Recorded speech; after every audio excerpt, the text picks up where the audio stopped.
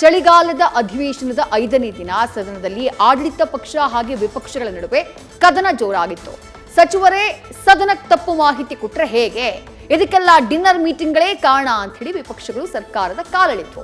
ಆಗ ಸಿಎಂ ಮತ್ತು ಬಿಜೆಪಿ ಸದಸ್ಯರ ನಡುವೆ ಸುಳ್ಳಿನ ಬಗ್ಗೆ ವಾಕ್ಸಮರ ನಡೆಯಿತು.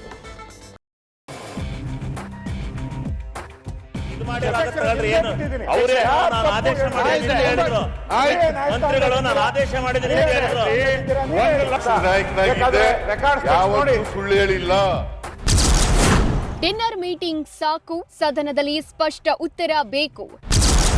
ಸದನದಲ್ಲಿ ಸರ್ಕಾರದ ವಿರುದ್ಧ ಮುಗಿಬಿದ್ದ ವಿಪಕ್ಷ ನಾಯಕರು.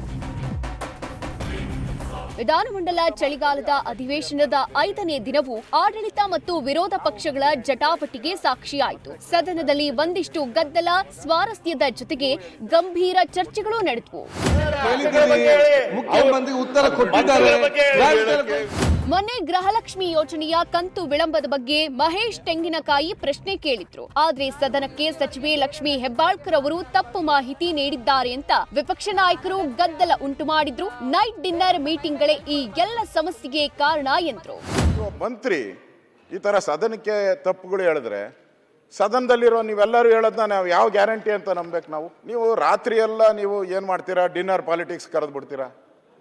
ಡಿನ್ನರ್ ಪಾಲಿಟಿಕ್ಸ್ ರಾತ್ರಿ 1 ಗಂಟೆ ಇಲ್ಲ ಅಧ್ಯಕ್ಷರು, ಅದೇ ಪ್ರಾಬ್ಲಮ್ಮು. 11, 12 ಗಂಟೆಗೆ ಬಿಡ್ತಾರೆ ಇವರು. ಅವ್ರು ರೆಡಿ ಆಗಲ್ಲ. ಬೆಳಗ್ಗೆ ಅವ್ರಿಗೇನು ಕ್ಲಾರಿಫಿಕೇಶನ್ ಅವ್ರು ಸರಿಯಾಗಿ ತಗೊಬೇಕಲ್ಲ, ಬಂದು ಏನೂ ಇಲ್ಲ, ಡೈರೆಕ್ಟ್ ಆಗಿ ಬಂದ್ಬಿಡ್ತಾರೆ. ಇನ್ನು ಸದನ ಸರಿಯಾಗಿ ನಡಿಬೇಕಾದ್ರೆ ಗೃಹ ಸಚಿವರು ಬಂದೋಬಸ್ತ್ ಮಾಡಿ ಡಿನ್ನರ್ಗೆ ಬೀಗ ಹಾಕಿಸ್ಲಿ ಅಂತ ಆರ್ ಅಶೋಕ್ ಸಲಹೆ ಕೊಟ್ರು. ಸರ್ಕಾರದಲ್ಲಿ ಯಾಕೋ ಗೊಂದಲ ಇದ್ದಂಗೆ ಕಾಣ್ತೈತೆ. ಅದರಿಂದ ನಾನು ಮುಖ್ಯಮಂತ್ರಿಗೆ ಹೇಳೋದು, ಈ ನೈಟ್ ಡಿನ್ನರ್ಗಳನ್ನೆಲ್ಲ ಸ್ವಲ್ಪ ನೀವು ಅಟ್ಲೀಸ್ಟ್ ಇನ್ನೊಂದು 10 ದಿನ ಕಟ್ ಮಾಡಿಬಿಡಿ. ನಮ್ಮ ಪರಮೇಶ್ವರ್ ಅವರು ಹೋಮ್ ಮಿನಿಸ್ಟರ್, ಅವರಾದರೂ ಪೊಲೀಸ್ ಬಂದೋಬಸ್ತ್ ಮಾಡೋದು ಬೀಗ ಹಾಕ್ಸ್ಬಿಡಿ ಡಿನ್ನರ್ಗಳಿಗೆಲ್ಲ, ಸದನ ಸರಿಯಾಗಿ ನಡೀತದೆ.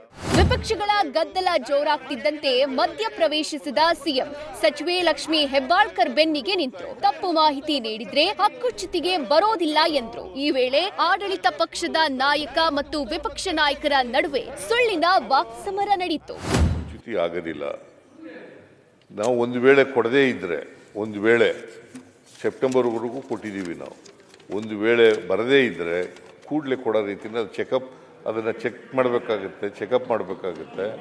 ಅದನ್ನ ಸರ್ ಅದ್ರ ಬಗ್ಗೆ ನಮ್ ಡಿಸ್ಪ್ಯೂಟ್ ಇಲ್ಲ, ನೀವು ಕೊಡ್ತೀರಾ ಹೇಳಿದ್ರು ಅಂತ. ಹಂಗೆ ಸದನಕ್ಕೆ ಹೆಂಗ್ ತಪ್ಪು ಮಾಹಿತಿಯನ್ನ ಹಂಗಾರೆ ಸುಳ್ಳ ಸರ್ಕಾರ ಸುಳ್ಳು ಹೇಳಕ್ಕೆ ಅಂತ ಹೇಳಿದೆಯಲ್ಲ ನೀನು. ಸುನಿಲ್ ಹೇಳೋದೇ ಸುಳ್ಳು ಸರ್, ಇವಾಗ ಹಂಗಾಗ್ಬಿಟ್ಟೈತೆ. ಹೇಳೋದೇ ಸುಳ್ಳು ಅಲ್ಲ, ವಿರೋಧ ಪಕ್ಷ ಇರೋದೇ ಸುಳ್ಳು ಹೇಳಕ್ಕೆ ಅಂತ ಹೇಳಿದ್ದು. ಸಿಎಂ ಮಾತಿಗೆ ಕೌಂಟರ್ ಕೊಟ್ಟ ಆರ್ ಅಶೋಕ್, ನಾನು ವಿರೋಧ ಪಕ್ಷದಲ್ಲಿದ್ದಾಗ ಎಲ್ಲರೂ ಸುಳ್ಳು ಹೇಳಿದ್ದಾರೆ, ನೀವು ಹೇಳಿದ್ದೀರಿ ಎಂದ್ರು. ಆಗ ಸಿಎಂ ನಾನ್ ಸುಳ್ಳು ಹೇಳಿಲ್ಲ ಅಂದಾಗ ಬಿಜೆಪಿ ವಿರುದ್ಧ ಮಾಡಿದ್ದ 40% ಆರೋಪ ಸುಳ್ಳಲ್ವಾ ಅಂತ ಬಿಜೆಪಿ ಸದಸ್ಯರು ಸಿಎಂ ಕಾಲೆಳೆದ್ರು. ನಾನು ಅಸತ್ಯ ವಿರೋಧ ಪಕ್ಷದಲ್ಲಿ ಇದ್ದಾಗ ಎಲ್ಲರೂ ಸುಳ್ಳೆ ಅಂತ ಅವ್ರನ್ನೂ ಸೇರ್ಸಿ ಹೇಳಿದ್ದು, ನಮ್ಮನ್ನೆಲ್ಲ. ಯಾರ್ಯಾರು ಇದಾರ ವಿರೋಧ ಪಕ್ಷ ಅವಾಗೆಲ್ಲ ಸುಳ್ಳು ಹೇಳೋದು. ನಾನು 2 ಸಾರಿ ವಿರೋಧ ಪಕ್ಷದ ನಾಯಕನಾಗಿದ್ದೆ, ಯಾವತ್ತೂ ಸುಳ್ಳು ಹೇಳಿಲ್ಲ.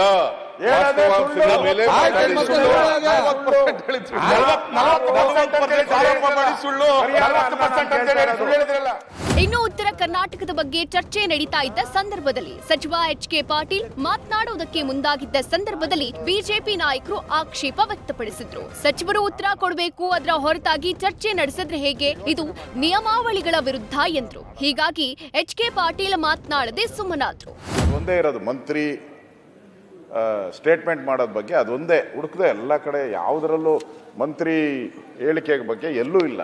ಮಂತ್ರಿಗಳು ಏನೇ ಹೇಳಬೇಕಾದ್ರೂ ಅವ್ರದ್ದು ಒಂಥರ ಜಡ್ಜ್ಮೆಂಟ್ ಇದ್ದಂಗೆ. ಅವರು ಅಂದರೆ ಮಂತ್ರಿನೇ ಎದ್ದು ಇದು ಸರಿ ಇಲ್ಲ, ಅದು ಸರಿ ಇಲ್ಲ, ಅದು ಸರಿ ಇಲ್ಲ ಅಂದರೆ ಸರ್ಕಾರನೇ ಗೋವಿಂದ ಆಗೋಗ್ತದೆ. ಅದರಿಂದ ಇದೊಂದು ಹೊಸ ನಿಯಮವನ್ನು ನೀವು ಮಾಡಿದ್ರೆ ಮುಂದಕ್ಕೆ ಇದೇ ನಿಯಮ ಕಾನೂನು ಆಗೋಗ್ತದೆ ಸದನದಲ್ಲಿ. ಒಟ್ಟಾರೆ ಚಳಿಗಾಲದ ಅಧಿವೇಶನದ 5ನೇ ದಿನ ಉತ್ತರ ಕರ್ನಾಟಕ ಭಾಗದ ಚರ್ಚೆಯ ಜೊತೆ ಡಿನ್ನರ್ ಪಾಲಿಟಿಕ್ಸ್ ಕೂಡ ಸದ್ದು ಮಾಡಿತು. Harish, news first, Suvarna Soudha, Belagavi. News first ನಿರ್ಭೀತಿಯಿಂದ ನಿಮ್ಮ ಪರವಾಗಿ.